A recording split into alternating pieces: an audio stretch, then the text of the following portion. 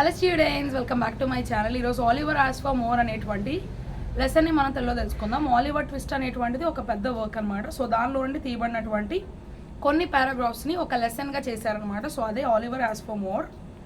దాన్ని ఈరోజు మనం తెలుగులో తెలుసుకుందాం సమ్మరీని. In a small town in England. Okay, so మనం చూసినట్లయితే కనుక ఈ యొక్క ఇంగ్లాండ్లో ఉన్నటువంటి ఒక చిన్న టౌన్ అనమాట అది. There was a place called a work house. అక్కడ వర్క్ హౌస్ అనేటువంటి ప్రాంతం ఉందన్నమాట.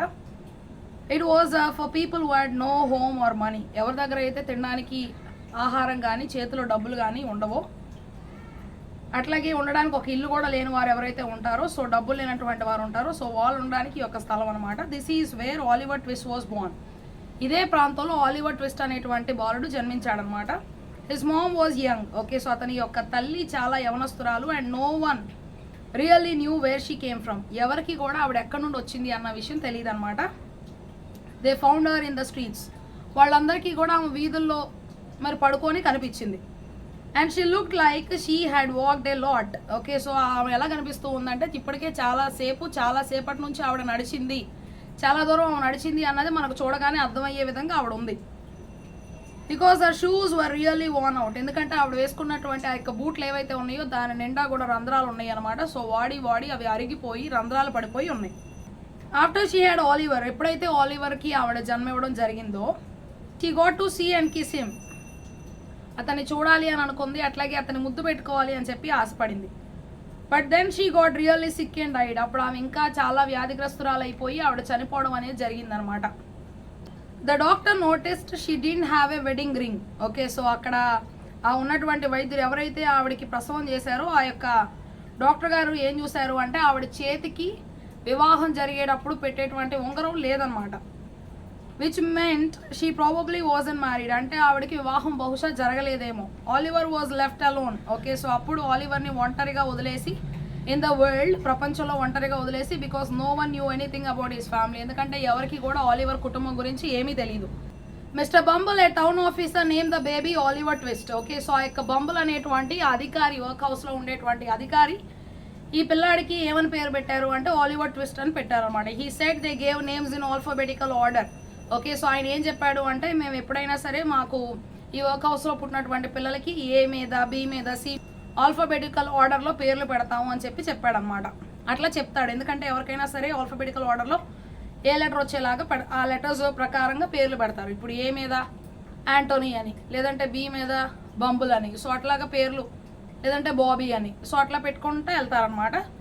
ఇతనికి పెట్టే టైంకి టీ వచ్చింది, సో ట్విస్ట్ అని పెట్టారు, Oliver Twist. He said they gave names in alphabetical order at the work house and it was Oliver's turn for a name starting with T. Okay, so అప్పుడు ఆలివర్ పుట్టినటువంటి సమయానికి tea అనేటువంటి లెటర్తో పేరు మొదలు పెట్టాలి అనేటువంటి ఉద్దేశంతో ట్విస్ట్ అనేటువంటి పేరుని మిస్టర్ బంబుల్ ఈ బాబుకు పెట్టారు. Growing up there was tough. Okay, so అక్కడ పుట్టి ఎదగడం అనేటువంటిది అతనికి చాలా కష్టంగా అనిపించింది అనమాట. By the time Oliver was 9. ఎప్పుడైతే ఆలివర్కి 9 సంవత్సరాలు వచ్చినాయో, he was skinny and weak. అతను చాలా సన్నగా ఉండేటువంటి వాడు, చాలా బలహీనంగా ఉండేవాడు. The kids there didn't have nice clothes. అక్కడ ఉన్నటువంటి పిల్లలకి ఎవరికి కూడా మంచి బట్టలు అనేటువంటివి ఉండేవి కాదు. And didn't get much to eat. Okay, so అట్లాగే వాళ్ళకి తినడానికి ఎక్కువ ఆహారం అనేటువంటిది పెట్టేవాళ్ళు కాదు. They had soup 3 times a day and A bit of bread once a week. అట్లాగే వాళ్ళకి ఏం చేసేవాళ్ళు అంటే ఒక జావ లాంటిది దాన్ని చేసి ఇచ్చేవాళ్ళు అనమాట. అది రోజుకి 3 సార్లు గిన్నెలో వేసి పెట్టేవాళ్ళు. అట్లాగే ఒక చిన్న రొట్టె ముక్క ఇచ్చేవాళ్ళు అనమాట, అది వారానికి ఒకసారి. They all ate together in a big room. వాళ్ళందరూ కలిసి ఒక పెద్ద గదిలో కూర్చొని, హాల్ లాగా ఉండేటువంటి ఒక పెద్ద గదిలో బెంచీలు వేస్తుంటే ఆ బెంచీల మీద కూర్చొని వీరు తినేవాళ్ళు అనమాట, ఆ బల్లల మీద. They each got 1 bowl of soup. So అందరికీ కూడా ఒక గిన్నెడు జావ్ అనేటువంటిది ఇచ్చేవాళ్ళు. And they made sure to eat every last drop. ఇంకా వాళ్ళు ఏంటి అంటే చివరి కొద్దిగా ఉన్నటువంటి చుక్క కూడా వదిలేయకుండా మొత్తం కూడా తినేసేవాళ్ళు అనమాట. సో వాళ్ళకి అంత ఆకలిగా ఉండేది. One day Oliver and his friends were really hungry. ఒకరోజు ఆలివర్కి అతని స్నేహితులకి బాగా ఆకలేసింది. They came up with a plan. వాళ్ళందరికీ కూడా ఒక ఆలోచన వచ్చిందనమాట. Ask for more soup after dinner. Okay, so రాత్రిపూట వాళ్ళు తినేసిన తర్వాత ఎక్కువ జావ అనేటువంటిది వారు పొందుకోవాలి సూప్ అని చెప్పి ఆలోచన చేశారు. Oliver was the one who had to ask. Oliver మాత్రమే వెళ్ళి మాకు ఎక్కువ సూప్ కావాలి అని చెప్పి అడగాలన్నమాట. ఎవరు అడగాలి అని చెప్పి వాళ్ళు పేర్లు రాసి అందరి పేర్లు చీటీల్లో అవి వేస్తారనమాట. వేసి తీగానే ఆలివర్ పేరు వస్తే సో ఆలివర్ వెళ్ళాల్సి వస్తుంది అడగడానికి సూప్ ఎక్కువ కావాలని. When he did everyone was super surprised. ఎప్పుడైతే ఆలివర్ వెళ్ళి అడిగాడో అందరూ కూడా చాలా ఆశ్చర్యానికి గురవుతారు. The head of the work house a big man. ఎవరైతే ఆ యొక్క వర్క్ హౌస్కి పెద్ద అధికారి ఉన్నారో పెద్ద వ్యక్తి was so mad that he hit Oliver with a spoon. అప్పుడు ఆయనకి పిచ్చి పట్టినట్లుగా కోపం వచ్చేస్తుంది అనమాట. సో అంత కోపంలో ఆలివర్ని తన చేతిలో ఉన్నటువంటి గెరిటతో కొడతాడనమాట. Mister Bumble was also really angry. Okay, so mister Bumble గారికి కూడా చాలా కోపం వచ్చింది. Oliver had to stay in a dark room for a week. ఒక వారం రోజులు చీకటి గదిలో ఉండాల్సినటువంటి పరిస్థితి ఆలివర్కి వచ్చింది. And mister Bumble would sometimes hit him. Mister Bumble వచ్చేసి అతన్ని కొడుతూ ఉంటాడనమాట కొన్ని సందర్భాల్లో, ఎందుకంటే ఆలివర్ ఎక్కువ ఫుడ్ కావాలని అడిగినందుకు.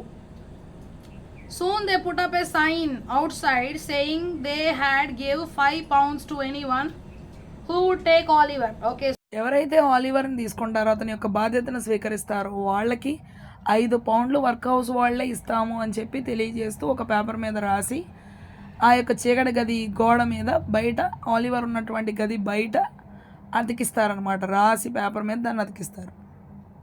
Mister Bumble talk to mister Sowerberry who made coffins for people. Okay, so mister Bumble ఏం చేస్తాడు అంటే సార్బెరీ అనేటువంటి వ్యక్తి ఆయన ఏంటి అంటే శవపేటికలు తయారు చేస్తూ ఉంటారనమాట. సో ఆయనతో మాట్లాడారు. For people who died in the work house. Okay, ఎందుకంటే వర్క్ హౌస్లో ఎవరైనా చనిపోతే కనుక వారికి శవపేటికలు చేసి ఇచ్చేటువంటిది ఆయనే, సార్బెరీ అనేటువంటి ఆయన.